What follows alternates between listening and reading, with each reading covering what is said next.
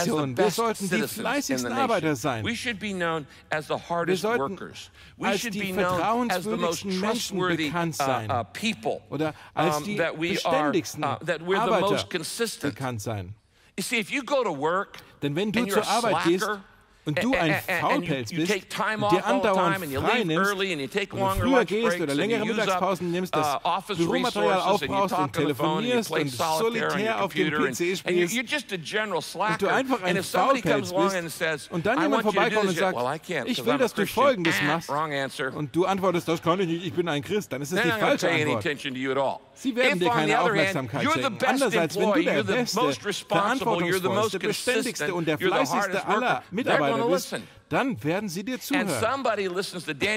Und jemand hörte Daniel zu, denn er hatte bereits eine Erfolgsgeschichte seiner Beständigkeit. Und er war bereits genau der, wer er nach Gottes Willen sein sollte. Der Startpunkt ist also einen Ruf aufzubauen, einen positiven Ruf aufzubauen. Nummer 2, der zweite Schlüssel, einen Einspruch zu machen, ist demütig zu sein, nicht kampflustig. Sei demütig, nicht streitsüchtig, denn die Einstellung bestimmt die Akzeptanz. Was ich euch hier sage, wie ihr Verantwortlichen gegenüber treten könnt, in der Schule, auf der Arbeit oder so. Ich bringe euch nicht bei, wie ihr Forderungen stellen könnt. Darum geht es mir nicht. Daniel, als ihm das neue Gesetz gesagt wird, dass er ein anderes Essen essen sollen, hat er nicht ein Schild gemalt mit der Aufruf, ich esse das nicht, und er marschierte nicht protestierend vor dem Gericht auf und ab. Er machte daraus keine nationale Geschichte. Er rebellierte nicht. Er verhärtete seine Einstellung nicht. Er geht demütig hinter der Kulisse und fragt, können wir da etwas machen? Kriegen wir hier vielleicht eine gemeinsame Lösung hin? Er stellt keine Forderungen, er ist demütig und nicht streitlustig. Schaut euch mal diesen Vers an, schreibt ihn euch vielleicht auf. Sprüche 25, Vers 6, da steht, wenn du vor dem König stehst, und jedes Mal, wenn in der Bibel das Wort König steht, dann kannst du einfach auch einsetzen, Leiter, Chef, Autorität. Ein Richter, was auch immer. Wenn du vor dem König stehst, dann versuche nicht, ihn zu beeindrucken und gehe vor, jemand Wichtiges zu sein. Wie zum Beispiel, wir haben hier eine ganz große Wählergruppe und wir könnten uns euch aus dem Amt rausnehmen. Wenn du ihnen drohst, Drohungen wirken nie. Sei demütig oder du fällst. Entwickle einen Ruf der Verantwortung. Sei demütig und nicht streitlustig. Nummer 3. Sei nicht betrügerisch oder manipulativ. Sei nicht betrügerisch oder manipulativ. Wenn du einen Einspruch erheben willst gegenüber der Regierung oder dem Finanzamt oder bei deinem Chef oder einem Lehrer oder sonst wem und du sagst, sorry, ich kann das nicht tun, es geht gegen mein Gewissen, es verletzt meine Überzeugungen, dann kannst du nicht lügen. Und wenn du versuchst, deine Sache durch Betrug oder Manipulation zu unterstützen, ehrt Gott deine Unehrlichkeit nicht. Und wenn du lügst, sagt Gott, jetzt stehst du alleine da, ich werde dich nicht verteidigen, ich helfe dir nicht aus dieser Situation, weil du gelogen hast. Versuche also nicht, deinen Appell mit Betrug zu verstärken. Die Bibel sagt Folgendes in 2. Korinther 4, Vers 2. Wir lehnen alle skrupellosen Methoden der Verkündigung ab. In anderen Worten, wir machen keine Büropolitik. Wir betreiben keine Politik hinter den Kulissen, um das Fensterbüro zu bekommen. Wir lehnen alle beschämenden und hinterlistigen Methoden ab. Wir versuchen nicht, jemanden zu überlisten und wir verfälschen Gottes Wort nicht, sondern wir sprechen die Wahrheit vor Gott. Das wissen alle, die aufrichtige Herzen haben.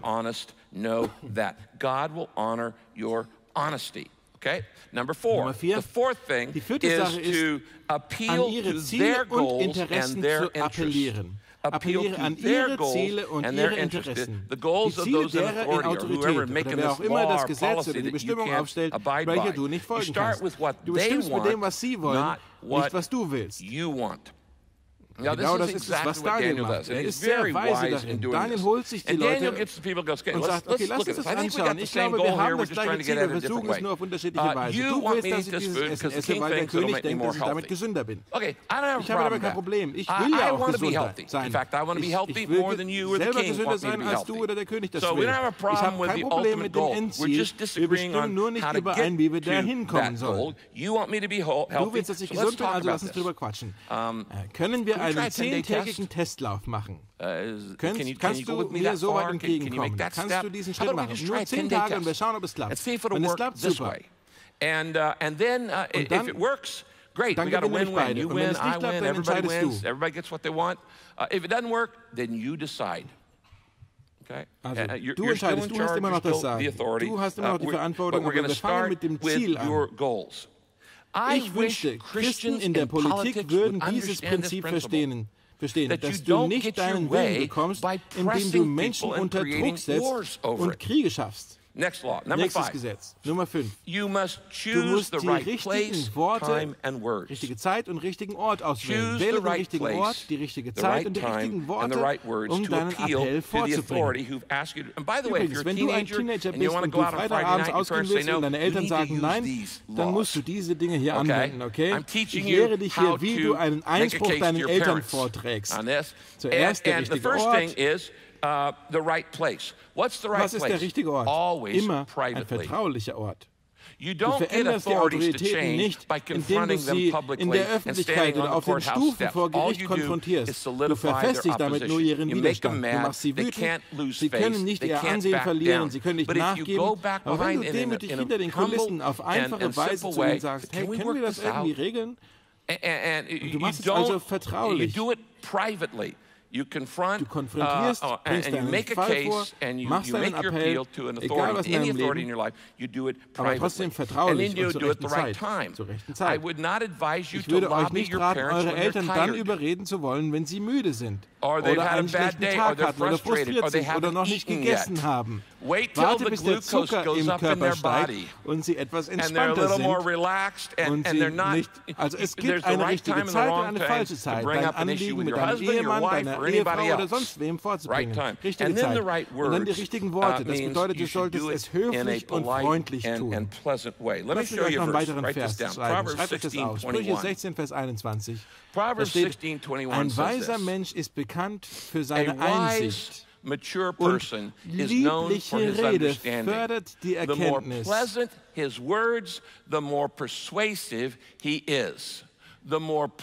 Liebliche Rede fördert die Erkenntnis. Wenn du überzeugend sein willst, dann musst du freundlicher reden. Das ist es, was die Bibel sagt. Warum schreibst du das nicht auf? Ich bin nicht überzeugend, wenn ich aggressiv bin. Schreibt euch das auf. Ich bin nicht überzeugend, wenn ich aggressiv bin. Ich wünschte, ich könnte das den Politikern auf beiden Seiten dieser Wahl beibringen. Du baust dich nicht auf, indem du die anderen niederreißt. Du bist nie überzeugend, wenn du aggressiv bist. Wenn du einen Pfeil abschießen willst, dann tauche ihn erst in Honig ein. In anderen Worten, du fängst mehr Fliegen mit Honig als mit Essig. Sei süß, sei lieblich. Du bist nie überzeugend, wenn du aggressiv bist. Und dann Nummer 6. Die 6. Sache ist, wenn du deinen Fall... wenn du deinen Appell den Autoritäten vorbringst, ist vertraue Gott, wenn sie deinen Appell ablehnen. Vertraue Gott, wenn sie es ablehnen. In diesem Fall mit Daniel hat es funktioniert. Aber wenn dein Appell nicht klappt und du an deinen Chef appelliert hast, Chef, ich kann das nicht tun, dann halte dich an das Versprechen aus Römer 8, Vers 28. In Römer 8, Vers 28 steht dieses großartige Versprechen. Wir wissen, dass Gott bei denen, die ihn lieben, alles zum Guten führt, bei denen, die nach seinem ewigen Plan berufen sind. Das ist kein Versprechen für jeden, es ist ein Versprechen für die, die Gott lieben und seinen Plan vertrauen. Es gibt schlechte Leiter in der Welt, es gibt schlechte Gesetze in der Welt, es gibt schlechte Politiker in der Welt, es gibt schlechte Menschen in der Welt. Aber Gott sagt, weißt du was, ich kann auch das zum Guten nutzen in deinem Leben, wenn du mir vertraust. Alle Dinge werden zusammen zum Guten wirken, auch das schlechte Zeug. Es ist nicht gut, aber Gott nutzt es zum Guten. Daniel macht also alles richtig, wie er sein Anliegen vorbringt, und als Ergebnis bekommt er diese Freistellung. Er muss nicht sein Gewissen verletzen. Erinnert euch nochmal, er ist 15 Jahre alt. Er legt sich mit dem mächtigsten Mann der Welt an. Er fordert ihn heraus. Wo in aller Welt hat dieser Typ diese Art von Weisheit, Gnade, Mut und Disziplin in diesem jungen Alter bekommen? Was gab Daniel den Mut, alleine aufzustehen und sich nicht den Werten dieser Gesellschaft anzupassen? Daniel lebte in einer engen Beziehung mit Gott. Daniel war unterwegs mit Gott. Er kannte Gott als Freund. Er hatte Gottes Gegenwart in seinem Leben. Er hatte seine Versprechen in seinem Herzen. Er hatte Gottes Kraft in seinem Geist. Und er hatte Gottes Volk um sich herum. Und er hatte Gottes Schutz. Er war furchtlos. Wenn du nun Autoritäten in deinem Leben konfrontieren musst, was passieren wird, wenn es nicht schon passiert ist? Du wirst irgendwann einen moralischen Stand einnehmen müssen. Dann erinnere dich an 4 Dinge. Schreib dir auf. 4 Dinge, die du dir merken musst. Wenn du dich alleine fühlst, ich gehe hier ein Risiko ein, mein Chef oder sonst wer hat mich gebeten, was zu tun. Mein Freund hat meine Freundin hat mich aufgetragen, was zu tun. Und ich fühle mich alleine. Dann erinnere dich an diese 4 Dinge. Nummer 1. Erstens, ich habe Jesus bei mir. Jesus sagt, ich werde dich nie verlassen und dich nie vergessen. Also bist du nie wirklich komplett alleine. Du magst dich in dem Moment alleine fühlen, aber du bist es nicht. Jesus ist bei dir. Er sagt, ich bin da. Nummer 2, er sagt, ich habe den Heiligen Geist in mir. Ich habe nicht nur Jesus bei mir, ich habe sogar den Heiligen Geist in mir. Und die Bibel sagt, größer ist der in dir ist, als der in der Welt ist. Was so viel bedeutet, wie dass du einen fleischlichen Boss gegenüber einen unfairen Vorteil hast, weil du den Heiligen Geist hast in dir drin und er nicht. Jesus ist bei dir, der Heilige Geist in dir. Und Nummer 3, ich habe Gottes Versprechen an mich. Es gibt über 6.000 Versprechen von Gott an dich in diesem Buch der Bibel und du kannst diese Versprechen für dich in Anspruch nehmen, wenn du durch schwere Zeiten gehst. Und nicht nur das, Nummer 4, ich habe Gottes Familie um mich herum. Ich habe Gottes Familie, ich habe Brüder und Schwestern, die für mich beten, weshalb es übrigens wichtig ist, dass du Teil einer Gemeinde und auch Teil einer Kleingruppe bist.